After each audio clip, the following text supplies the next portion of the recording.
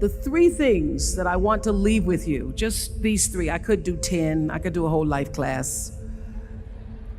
But just these 3 things will carry you if you let them. First and foremost, knowing who you are. Knowing who you are. Being able to answer this question, who am I? And what do I want? Who am I really? My answer is I am God's child. I am that which is born of all that is. I am, as Pierre de Chardin said, a spiritual being having a human experience. Come trailing the breath of the ancestors yet, but trailing the breath of the angels. And understanding that because I am connected to the source of all that is possible for me.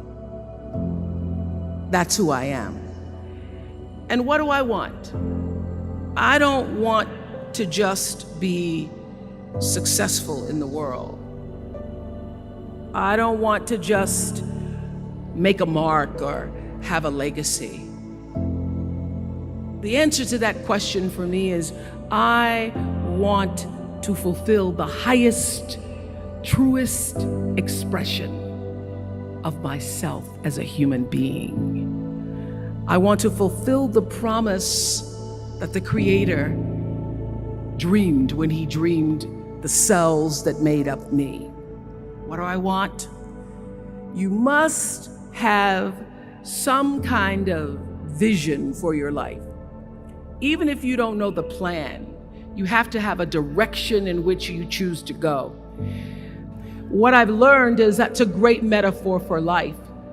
You want to be in the driver's seat of your own life, because if you're not, life will drive you.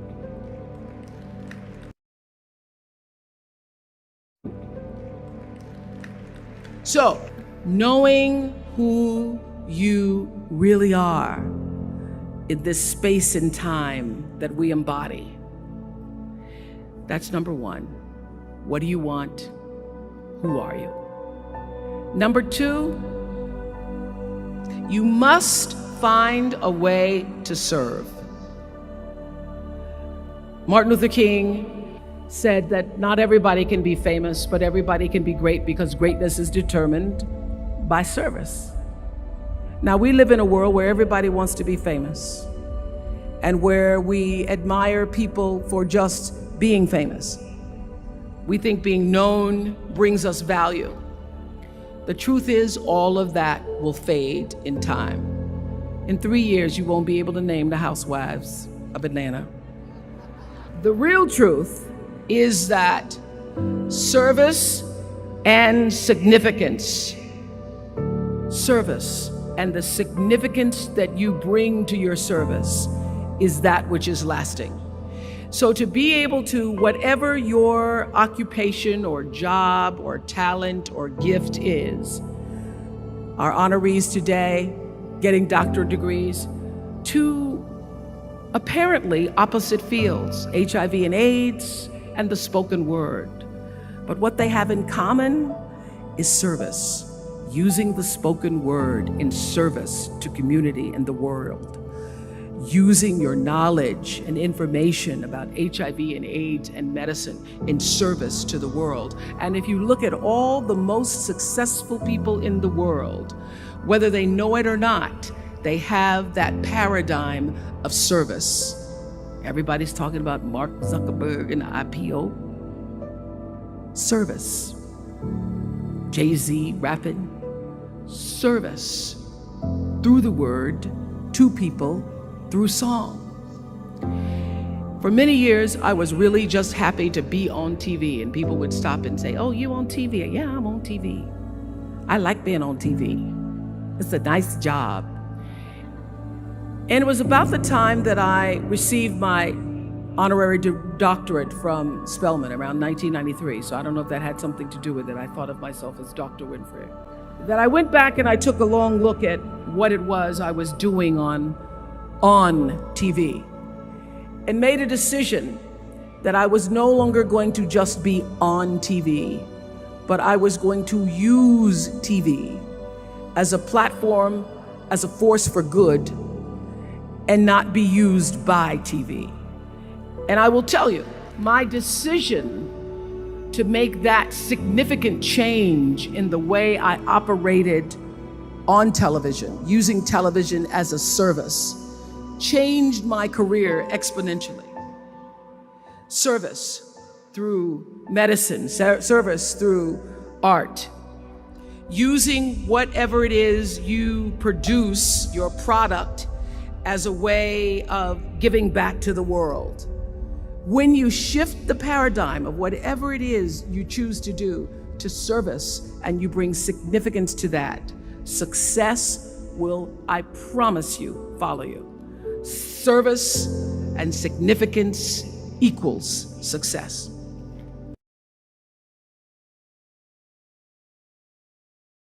Number 3, it's so simple, but so hard to do. Always do the right thing. Be excellent.